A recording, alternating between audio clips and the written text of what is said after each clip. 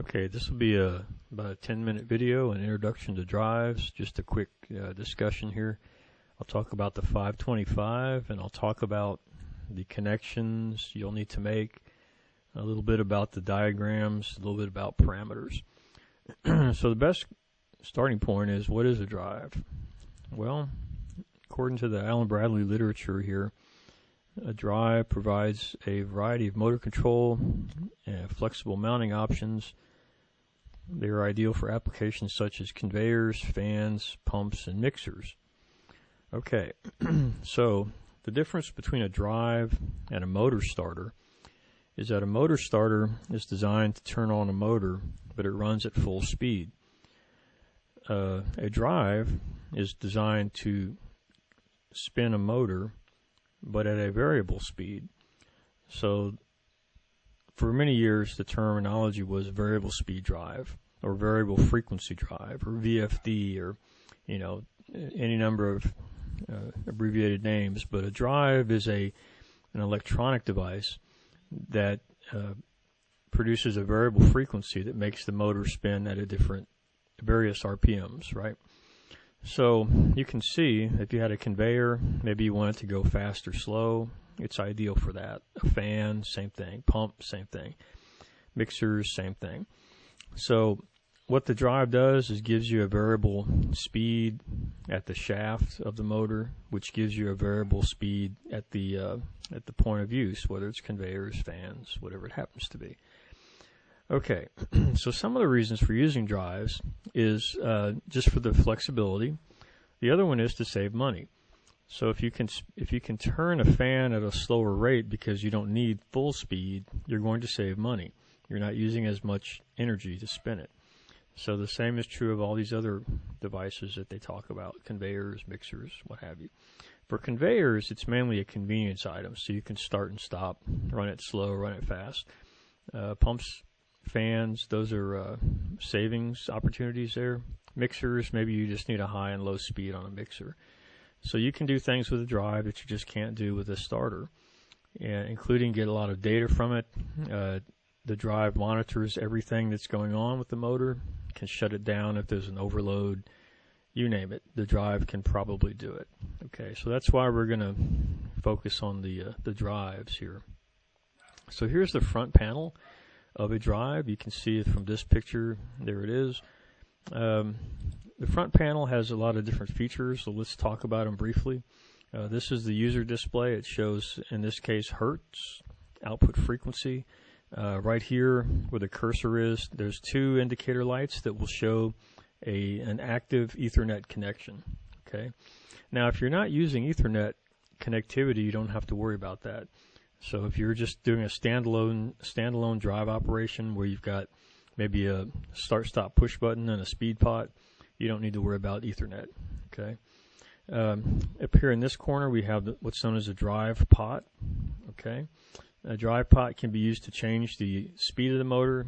You can also use it to just set a speed and walk away from it.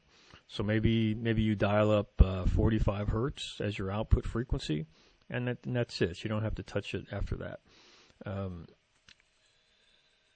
Right below that, we have the start-stop push button. So we have a keypad, they call it. Keypad start, keypad stop, right? Right next to that, we have the reverse direction button, forward, reverse on the motor. The default direction is forward, and you should always wire it up so that whichever direction you need it to go in, that's the forward direction. Okay, so in the case of some things like pumps and mixers, they may only need to spin in one direction, so you want to make sure that they spin in the correct direction when the drive is going forward. Okay. In fact, I'll show you in a little bit that you can lock out reverse operation so that you don't accidentally go backwards. Right next to it, we have the navigation keypads. This will let you go around through the different menu structures and set parameters. Okay, so this takes a little bit of getting used to get comfortable with it. It's a series of keystrokes to get parameters entered. And the easier way to do it is with the Connected Components Workbench, and I'll show you that in a separate video. Right here we have a fault indicator. It turns red if there's a fault on the drive. Fault means that the output shuts down. You push the red button, the stop button, to clear a fault. Okay, right below that we have the Ethernet connector. We have a DSI, which is a digital serial interface. It's an RS-485 interface, I believe. We have a couple of relays that we can use. We have a safety connector here on this terminal block, the red ones. We have some control terminals right here, and I'll show you those in the next picture here. So this is the control terminal block. These are my safety inputs, S1 and S2. S plus is the power supply for the safety circuit. So it's shipped with a jumper in place so that you can run it out of the box, right? If you want to take that jumper off, you can wire an E-stop in, come out with S plus, go through the E-stop to S1, S2. I do have to power up both of these inputs. It's sort of a redundancy feature. So I have two safety inputs that have to turn on at the same time. Up here I have relay 1. Here I've got relay 2. These are my control inputs that I'll show you in just 1 second here. Okay, so I've got what is that? 8, 9, 10, 11, 12, 13, 14, 15, 16, 17 terminals, control inputs. So let's look at the power connector for a second. This is where the power comes in right here, L1, L2, L3. This is a single phase drive, so I have just L1, L2. I do have a ground on my power supply connections. I need to make my ground connection first, then make my line connections here. T1, 2, and 3, that's my motor connection, T1, 2, 3. Of course, with a 3-phase motor, if you need to reverse direction, you swap a couple of wires. So you can swap T1, T2, it'll go backwards, right? Here's my motor ground connection, right below T1, 2, 3. I've got my brake connection right next door. If I have a braking resistor, if you don't have a braking resistor, you don't have to worry about it. Okay. So we've talked briefly about the front panel here. A lot of information coming through the display here. Power connector, terminal block interface. There's a couple of jumpers on the right above the terminal block that are very important. J10, J9, and J5. These set the configuration for a lot of the important functions of the front panel. So let's look at that here. Here's the safety interface right here.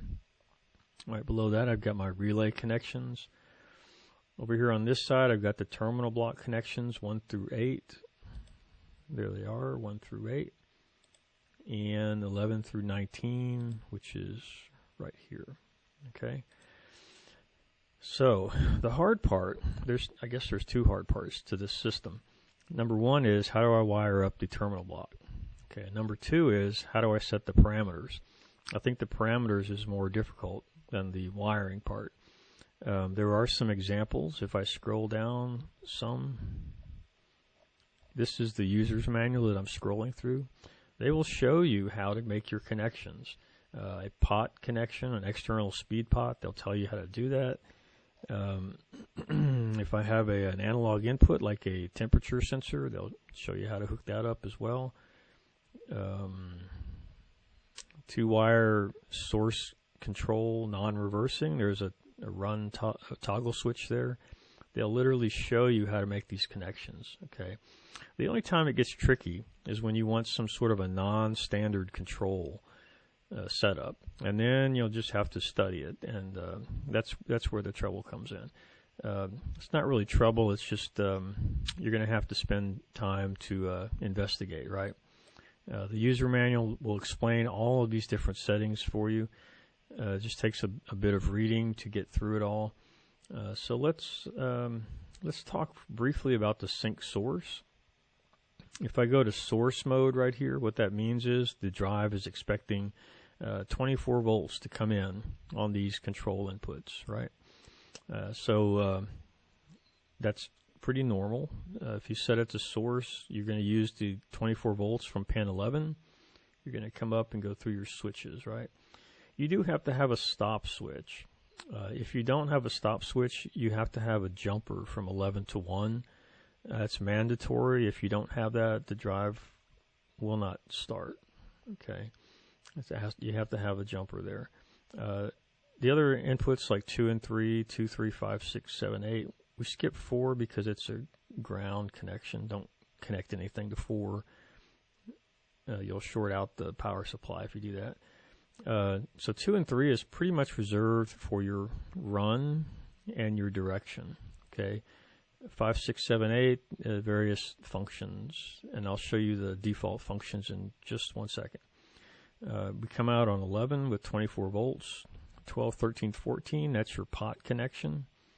Okay, there's your external speed pot right here. Pin number 13 can be a standalone 0 to 10 volt input. So I don't have to have a speed pot. I can just feed 0 to 10 into the drive, and it'll run off of that. 4 to 20 in, 4 to 20 out, current loop right there. Opto-isolated outputs, very low current capability, 50 milliamps. So you'll burn them up really quick if you put something out here like a relay. A relay, believe it or not, might pull 80 milliamps. That'll be more than this can handle. So really indicator lights or maybe solid state relays, things at a very low current on these optos here. Here are the jumpers that I mentioned before. The default position is on the bottom side. There's 3 pins coming up. It's a header. I want to keep them on the bottom unless I know that I need to move them, right? I've seen drives not function because someone moves this one, especially J5. They'll put it to the top, not knowing, I guess, what they're doing, and then the drive won't turn on because it doesn't see the switches.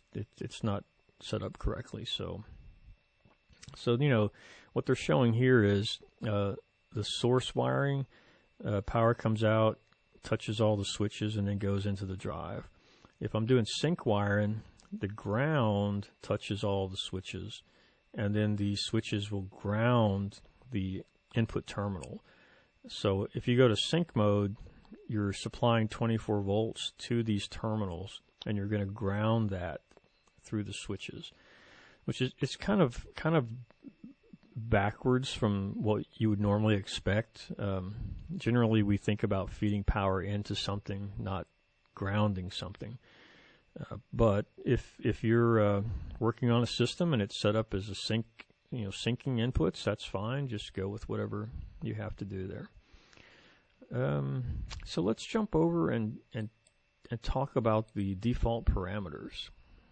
Okay, so this is a really quick video, but you can always go back and watch it if you would like to. So we have the connection diagram. We've got some sample connection diagrams here. So let's pick one that's really simple, like a 2-wire, this one, a 2-wire non-reversing. So you flip on the switch and the drive runs. And the motor that's attached to it spins. Okay, you open the switch and it stops. That's about as simple as it gets. This is how you would connect it right here. That's using the internal power supply, or pin 11, right? So let's look at these parameters. So as you can see, there's lots of them. In fact, there's 731 parameters, I think. Most of these, at least these initial ones, are just numbers. So what frequency is the drive producing? It'll show up right here.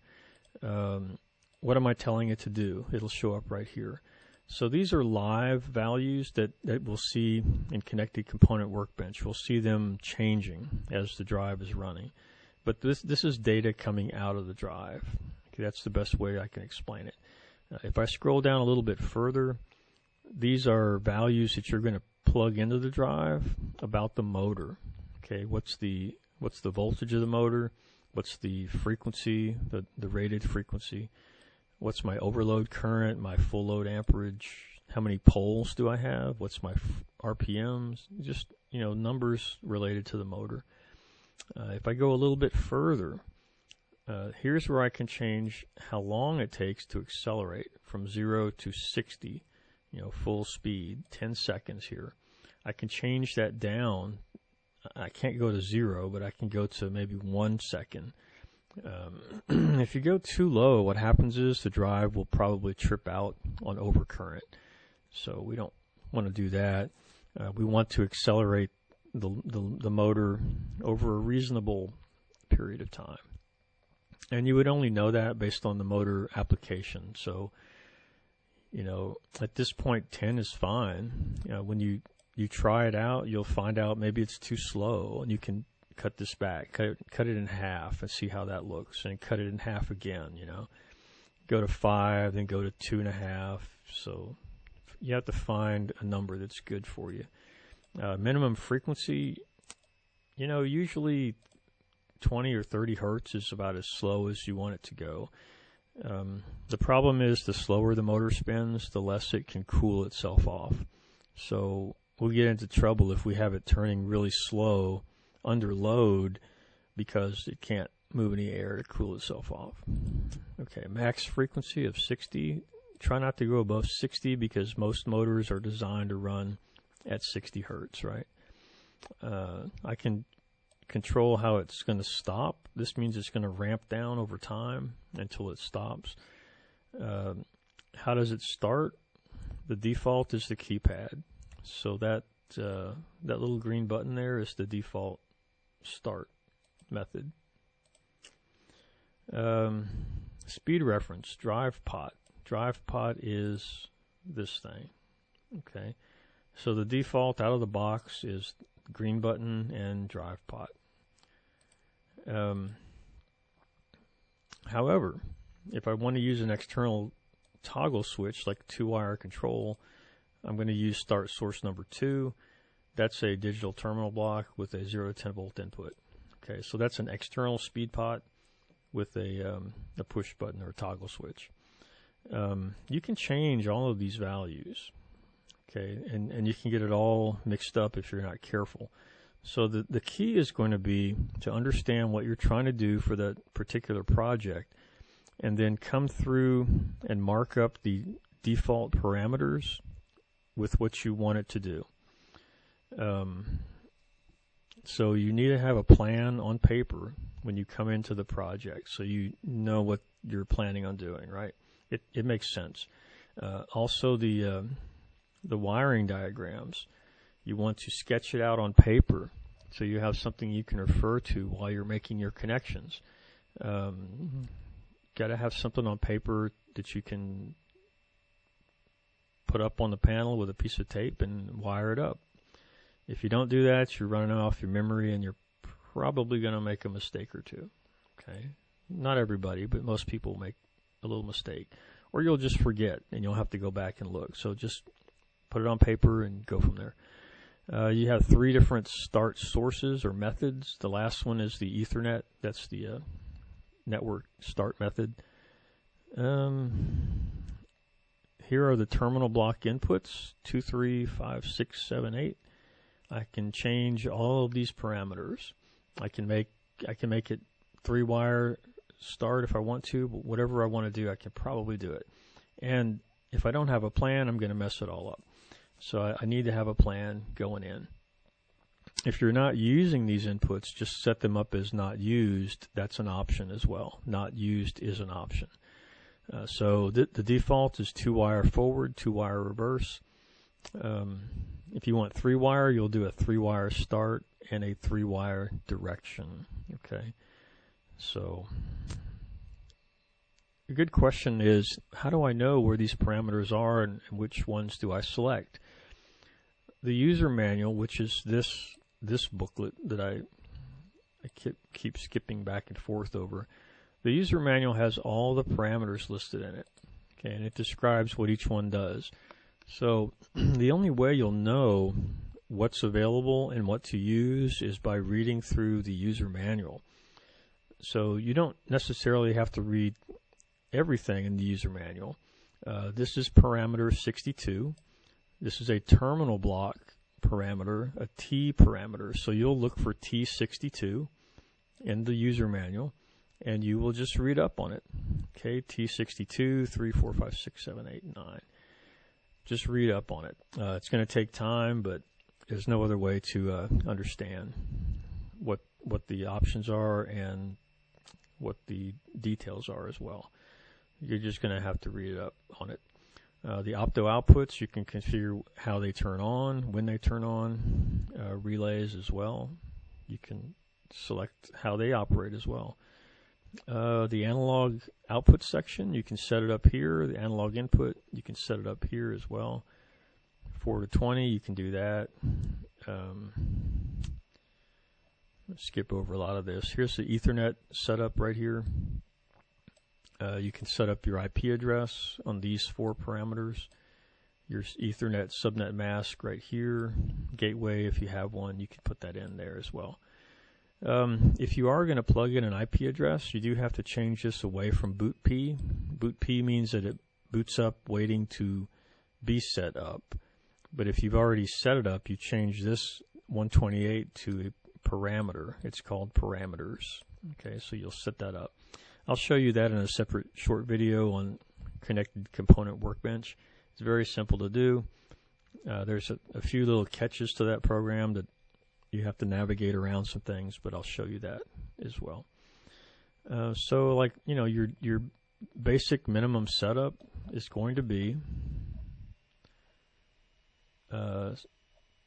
plug in your motor data here so the drive knows what it's working with. Next thing you'll do is you will set up your acceleration, deceleration times, your min-max frequency, and your starting method.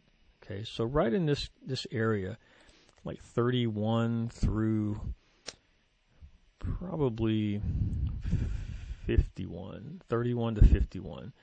That's where a lot of things happen, so that's a good place to focus on if you're just getting started.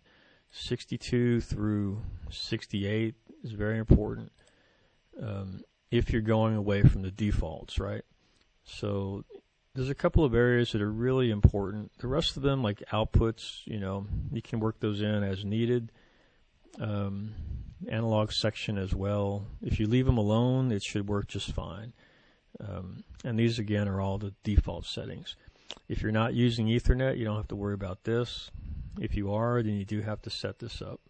Okay, so right out of the box, if you just literally plug it in and hook up a motor to it and push the green button, this one, you're going to go 0 to 60 hertz using the little drive pot, and it'll work right out of the box, right? It's set up for that. Just remember your jumper down here, 11 to 1 jumper, this one. If you take that out, it will not work. You'll have to put a stop push button, or I would hesitate to put an e-stop because it's not an e-stop, but it just a stop button. A stop button would be great, right? Okay, so it's not extremely complicated. I think the problem that a lot of people have is they get overwhelmed by the volume of parameter options that you do have. And that's unfortunate, but this is how the drives are created. They have a lot of parameters so you can fine-tune the way it operates. But that takes a little bit of time and reading just to understand it all. Out of the box, though, you can make it run by just connecting a motor and hitting the green button, and it will work, okay? Assuming that, you know, the motor data is more or less correct. You really want to set up the motor data so that it knows what it's doing, you know, but, you know, you can make it run out of the box if you have to. So that's a pretty quick video. That's long enough, I think, just to get a rundown of it.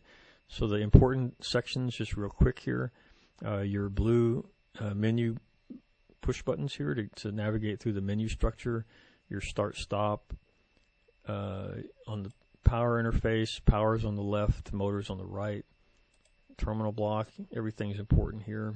There's really nothing that's not important. And then, of course, the big one is going to be your parameters here. So when you start up a project, you want to wire it up first. You want to have a wiring diagram on paper, wire it up.